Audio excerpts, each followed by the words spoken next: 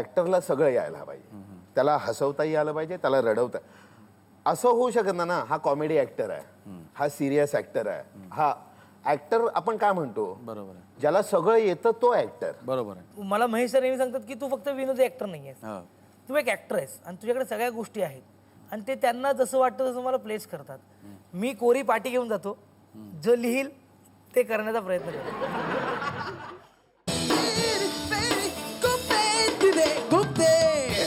स्वागत करूया आजच्या आमच्या लाडक्या पाहुण्यांचं.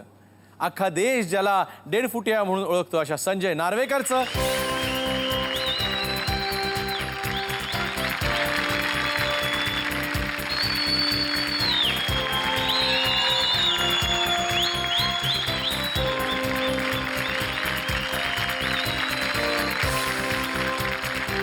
वेलकम.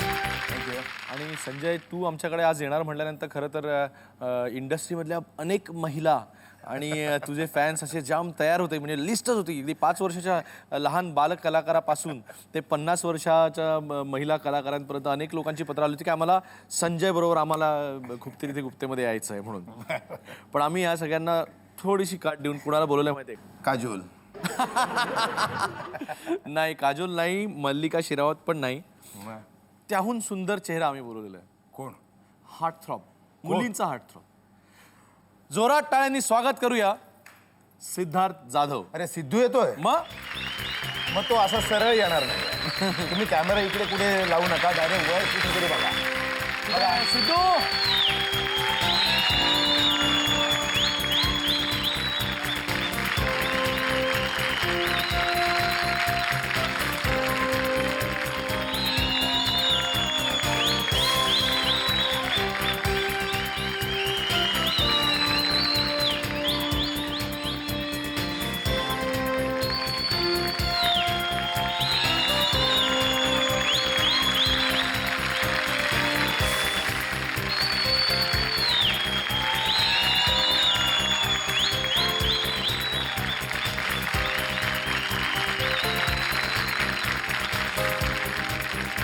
गरमागरम चहा, रेड लेबल एन्जॉय करा आणि आपण गप्पा मारूया. सिद्धार्थ, मला असं ऐकल्यासारखं वाटतंय की तू ज्यावेळेला कॉलेजमध्ये होतास त्याच तिथे तुझं लग्न पण ठरलं ना? नाही, माझं लग्न आत्ता झालं 2007. नाही, ठरलं तुझं? नाही नाही नाही, अजून हा? नाही. चुकीची माहिती आहे. खरं, कोणी सांगितली? मला हे असं- ऐकल्यानंतर मोडेल लग्न माझं. नाही नाही माहिती चुकीची का चुकीच्या ठिकाणी सांगितली असं नाही ना? नाही नाही, माझं लग्न झालं 2007 ला, जागो नंतर आता. आणि तृप्तीला भेटलो मी 2004 ला वगैरे. अच्छा. ते पण लोच्याच्या कशी भेट, कुठे भेट झाली? मी एक नाटक करतो देवेंद्र प्रेम सरांचं, राम भरोसे, त्याच्या ऑडिशनला ती आली होती. आणि नॉर्मली ज्या लेडीज असतात ना ऍक्ट्रेस, त्याच्या भावखाव असतात. लेडीज असतात ना ऍक्ट्रेस, म्हणजे चेहरा बघा, ladies म्हणजे असतात रुमाल सांभाळा आणि मग ओढणी सांभाळा आणि मग त्याच्यात भावखाणं असतं ना. तृप्तीचा परफॉर्मन्स बघितला ना, ती परफॉर्मन्सवर भर देणार होती की ती आली आणि तिने फाटकर नमस्ते मी आहे या फुल जे काय तिने केलं ते असं होतं, बसतंय रे. आणि मग एक काही वेळ गेल्यानंतर मी तिला प्रपोज केलं. 2004 ला प्रपोज केलं आणि मग 2007 ला ती म्हणाली की आता आपण लग्न करू. तोपर्यंत ती तू विचार काय करत होती. चित्रपटामध्ये असू दे किंवा कुठे नाटकामध्ये असू दे, तुझी एंट्री झाली की लोक हसायला लागतात. म्हणजे नुसतं तू असा काहीतरी चेहरा करतोस आणि लोक आला. घरात पण असंच होतं का? म्हणजे तू एंट्री घेतली की ती हसायला लागते का तुला? नाही नाही, ती बोलते गप्प करत हे खूप झालं तुझं, गप्प बस जरा.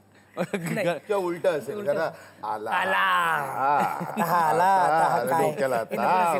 पण तिचं मला एक काय आवडतं तृप्तीचं की ना, ती खूप अशी लगेच जमिनीवर आणणारी आहे.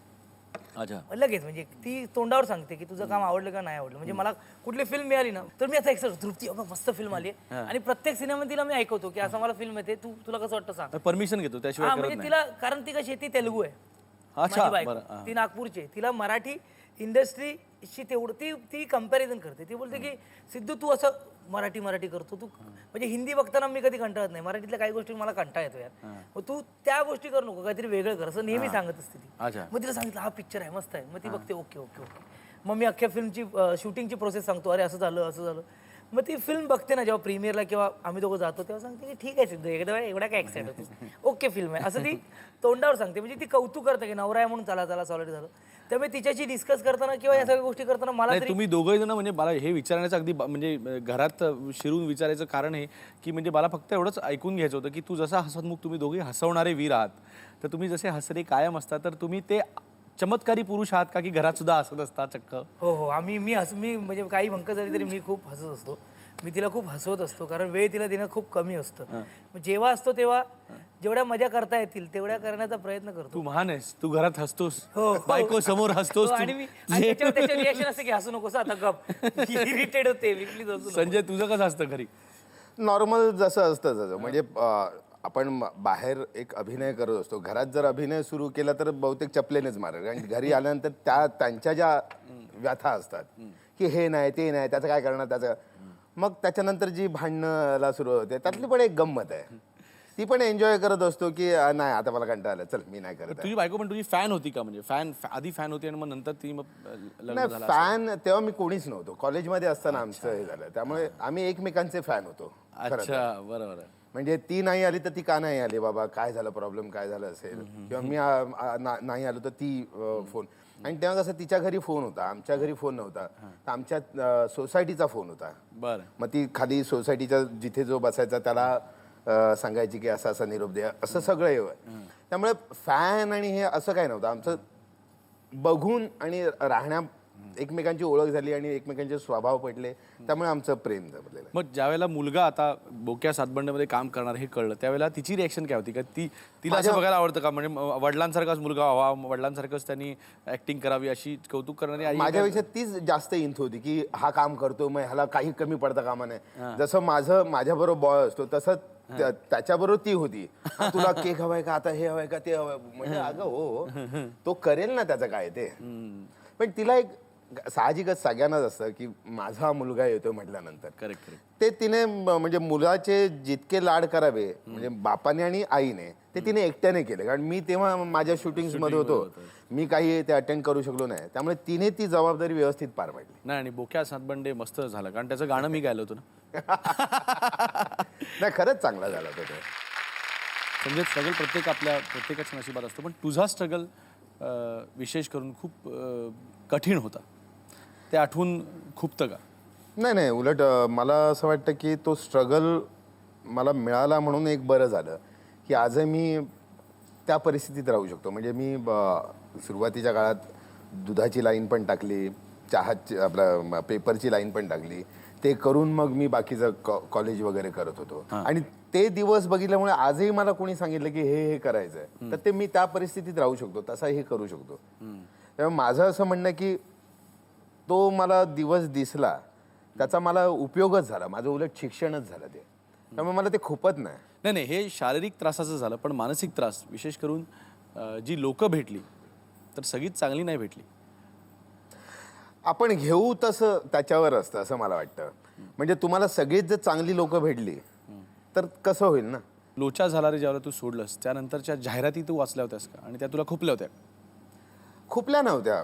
काय झालं त्यावेळेस जी काही घटना घडली होती की नंतर मग वाद व्हायला लागले, हे व्हायला लागलं, म्हटलं त्यापेक्षा आपण सोडलेलं बरं.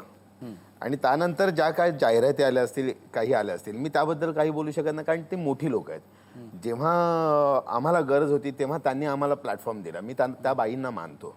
आणि जेव्हा ऑल द बेस्ट संपल्यानंतर आम्हा तिघांकडे काही नव्हतं, माझ्याकडे, भरतकडे किंवा अंकुशकडे, तेव्हा त्या बाईंनीच आम्हाला एक प्लॅटफॉर्म दिला. लता नार्वेकर त्यांनीच आम्हाला उभं केलं, त्यांच्या विरोधात उभं राहून. आणि मग ते म्हणजे ते उपकार मी विसरू शकत नाही. त्यामुळे त्यांनी काही केलं तरी मी एक त्यांचे आशीर्वाद समजूनच मी घेतो, त्यामुळे माझ्या मनाला काही क्लेश झाला नाही. सिद्धार्थ, ह्या सेगमेंटमध्ये आपण खुपण्याबद्दल बोलणार आहोत. हा मंचच तुम्हाला खुपणाऱ्या गोष्टी मांडण्यासाठी अगदी नावं घेऊन बिंदास, काय प्रॉब्लेम नसतो. मला माझी ते गोष्ट खूप खुपते असं मला आता काही एक 4-5 वर्षाच्या एका एक्सपिरियन्स नंतर मला एक गोष्ट खूप आली की मी एखाद्या गोष्टीच्या खूप जास्त आहारी जातो. अच्छा, कुठली वस्तू? मी कुठलंही म्हणजे मी तुमच्याशी किंवा सरांशी किंवा एकंदर मला भेटणाऱ्या प्रत्येक व्यक्तीबरोबर ना, मित्र मैत्रिणी कोणी असेल, कोणी असेल, खूप जास्त पॉझिटिव्हनेस वाढतो एक प्रकारचा. आणि तो एक माणसांचं व्यसन आहे तुला. हा म्हणजे आणि त्या लोकांनी म्हणजे मित्र बनवण्याचं जसं असतं ना, म्हणजे मित्र हे वेगळ्या पद्धतीचे असू शकतात. ती एक गोष्ट कळणं जरा आता ती हळूहळू कळायला लागली. त्यामुळे कळायला लागले म्हणजे अनुभवातून कळायला लागले. अनुभवातून कळायला लागले बऱ्याच गोष्टी. म्हणजे खुपलंय तुला काहीतरी काही की लोकांचं. आपण खूप म्हणजे ते त्यांच्या लोकांसाठी नसेल, पण आपल्याला वाटतं ना की आपल्या विचाराने दुनिया चालत नसते. प्रत्येकाच्या विचाराने दुनिया चालत असते. आपला विचार त्यातला एक विचार असतो, तो आपल्या पुरता ठेवा. बापरे, एवढी मोठी फिलॉसॉफी. मला एक गोष्ट खूपते ते मी सांगतो. आमच्या इंडस्ट्रीतच भांडणं जी चालू आहेत म्हणजे मोहन जोशी आणि सुधीर भट यांच्या, ती गोष्ट मला खूपते. आता सुधीर भट हे प्लंबर आहेत.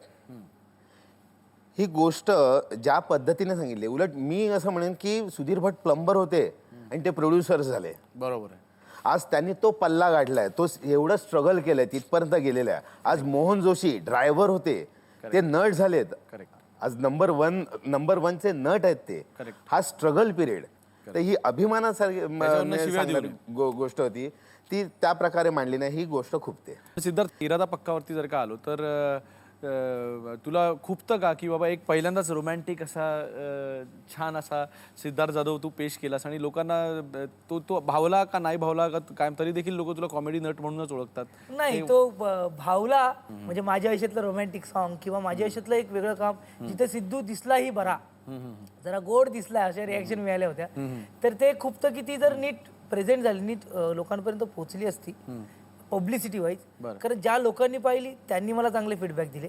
कोणतरी मोठे आहेत, त्यांनी त्यांचं नाव नाही मला माहिती, मला उडतं ऐकला मी कुठेतरी त्यांनी लिहिलं की सिद्धार्थ दादांनी अशी कामं करू नयेत, त्याला ती शोभत नाही, तसं काहीतरी त्यांनी लिहिलं. तर त्यातून मी पॉझिटिव्ह असं घेतलं की त्या माणसांनी माझं काम पाहिलं.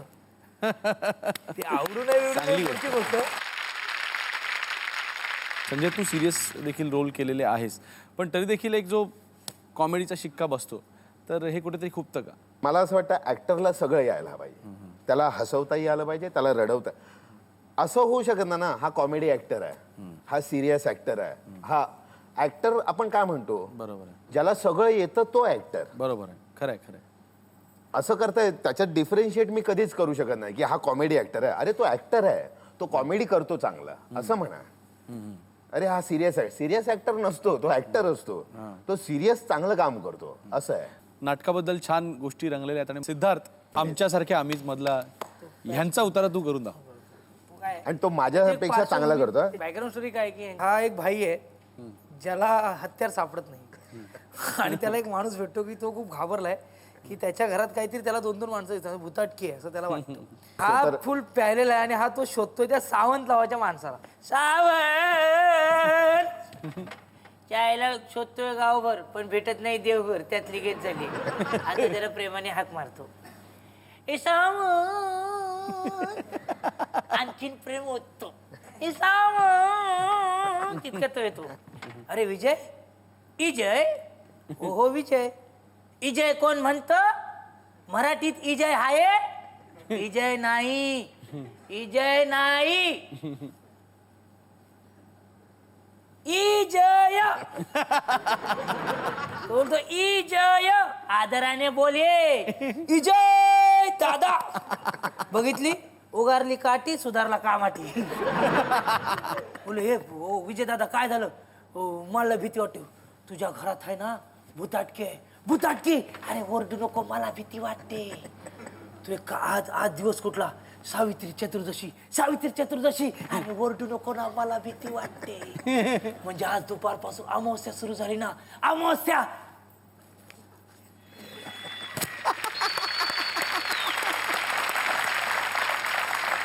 तू एक काम कर, तू काय कर, एक ताट आण, त्यात नारळ, लिंबू, आलं, कोथिंबीर, कढीपत्ता.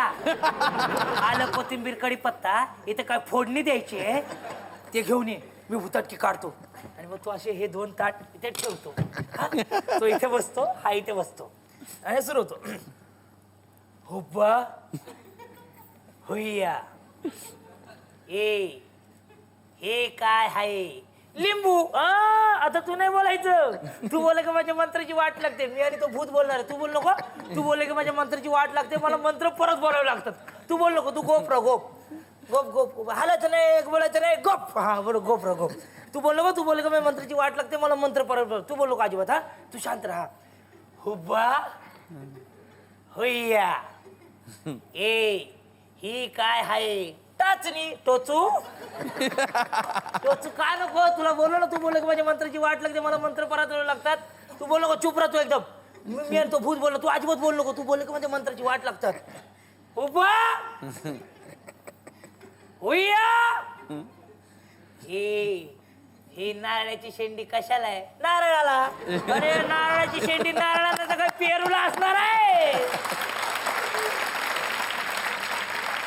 तू का त्या भूतावाने माझ्या मानकुटीवर बसलाय तुला एक डाव सांगितलं दोन डाव सांगितलं कळत नाही का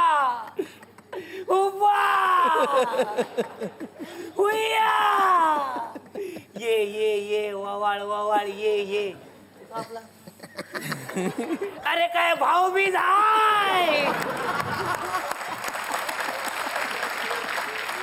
तू अरे त्या भूतापेक्षा डेंजर आहे तू एक काम कर आता हे सगळं असं उचलून घेऊन जा ए तुला बोलते उचल तू उचल हे बघ बाबा अशा कामात हळबिळ त्रास द्यायचा प्रयत्न करतात कोणाशी बोलू नको माग वळून बघू नको जा आणि हे बघ आणि तो वळतो वळला त्याच्या आईला आता माझ्या ताकद नाही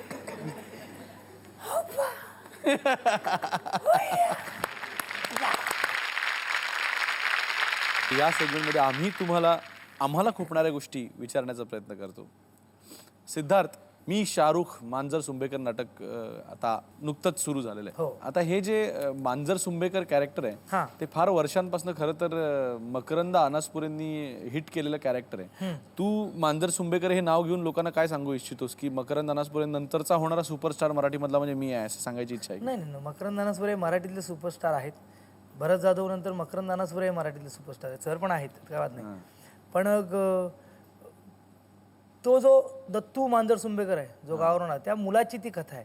तो दत्तू मांजर सुंबेकर हा नक्कीच मकरंद अनासपुरे नंतरचा सुपरस्टार आहे. कारण तो स्वतःला म्हणतोच की मी शाहरुख मांजर सुंबेकर कल का सुपरस्टार ऑफ टुमारो असं त्याचं एक पालुपद आहे. नाही पण ओव्हरऑल हे ज्या वेळेला कॅम्प्स सगळे आहेत, केदार सर म्हणले तरी एक वेगळी टीम असते कायम आणि मग महेश सर म्हणले तरी एक वेगळी टीम असते कायम आणि एक कॅम्प्स आहेत. पण तू मात्र आरामात सगळ्या कॅम्प्समधनं वावर करणार आहे काय त्याच्या पाठीमागचं नक्की काय म्हणजे तुला बरोबर ते सर म्हणून करायचं राजकारण जमलंय की काय? नाही मला एवढं आवडतं ना की आता केदार सरांनी मला हे काम दिलं हे काम चोख करायचं. दे धक्का हे माझ्या आयुष्यातलं टर्निंग पॉईंट आहे. कारण मला महेश सर नेहमी सांगतात की तू फक्त विनोदी ऍक्टर नाही आहेस, तू एक ऍक्टर आहेस आणि तुझ्याकडे सगळ्या गोष्टी आहेत आणि ते त्यांना जसं वाटतं तसं मला प्लेस करतात. मी कोरी पाटी घेऊन जातो, जो लिहिल ते करण्याचा प्रयत्न करतो. बरं संजय सर, तुम्ही आम्हाला एक गोष्ट सांगा की तुम्ही मात्र ह्याच्या पलीकडे जाऊन आता हिंदीमध्ये देखील तुमचा झेंडा मराठीचा तुम्ही रोवलेला आहे, प्रियदर्शन बरोबर वगैरे तुम्ही काम केलेलं आहे, तर तू कसं काय हाऊ वॉज द एक्सपिरियन्स? माझं असं म्हणणं आहे तुमचं नाणं जर तुम्ही खणखणीत वाजवाल तर तुम्हाला कुठेही मरण नाही. तुम्ही तुमचं काम चोख करा. पण नशिबाचा काहीच भाग नसतो का? नशिबाचा भाग असतोच ना, काही गोष्टीत असतोच. तुला नशिबावरनं एकदम आठवलं की मुन्नाबाई मधला सर्किट तू करणार होतास, काय झालं होतं मग? म्हणजे पहिल्या 5 ज्या मीटिंग झाल्या म्हणजे त्याची अख्खी बाइंडिंग स्टोरी माझ्याकडे आहे. सगळं झालं व्यवस्थित की करायचं, फायनलाइज झालं, आमच्या मीटिंग्स पण झाल्या. पण विदू विनोद चोप्रांचं एक आहे की त्या डेट्स त्यांच्या ज्या आहेत त्या ते हलवत नाहीत. आणि त्याच वेळी किस्मत नावाचा गुड्डू धनवांचा सिनेमा मी करत होतो बॉबी देओल बरोबर. त्यातल्या 5 डेट्स क्लॅश होत होत्या, बाकी सगळ्या मॅनेज झाल्या होत्या. पण त्या 5 डेट्स मॅनेज नाही झाल्या आणि मग ते म्हणाले की मी माझ्या डेट्स हलवणार नाही. त्यांचा एक हे आहे की मी माझ्या डेट्स का हलवू, आणि त्यांचं बरोबर पण आहे. आणि मी पहिलं कमिट केलं होतं किस्मतला आणि कमिटमेंट ही मी पाळतो. मग आता बघून वाईट वाटतं का? मग खूप वाईट वाटत नाही. कदाचित ते काम गेल्यामुळे कदाचित दुसरी पण काही चांगली कामं माझ्या हातून घडली असतील ना, त्यामुळे कदाचित लोचा झाला, त्यामुळे अगबाई अरेच्या झाला, चांगली कामं पण झाली की. मी प्रत्येकाला सांगत असतो की जगात आईबाबांपेक्षा मोठं कोणी नाही, पण मी ही छाती ठोकपणे सांगतो की जगात माझ्या आईबाबांपेक्षा जगात मोठं कोणीच नाही. माझ्या देशावर जी काही संकटं आहेत त्या संकटाला जे कारणीभूत लोक आहेत ती इथे आहेत, आपल्या हातात आहेत. त्यांना आपण पोचतोय. त्यांच्यावर जेवढा खर्च होतो तो आमच्या रस्त्यावर जे माझे काही बांधव असतील, माझे देश बांधव असतील त्यांच्यावर खर्च करा. सैनिकांवर तो खर्च करा. यांना पटकन फाशी द्या, यांना मोकळं करून टाका.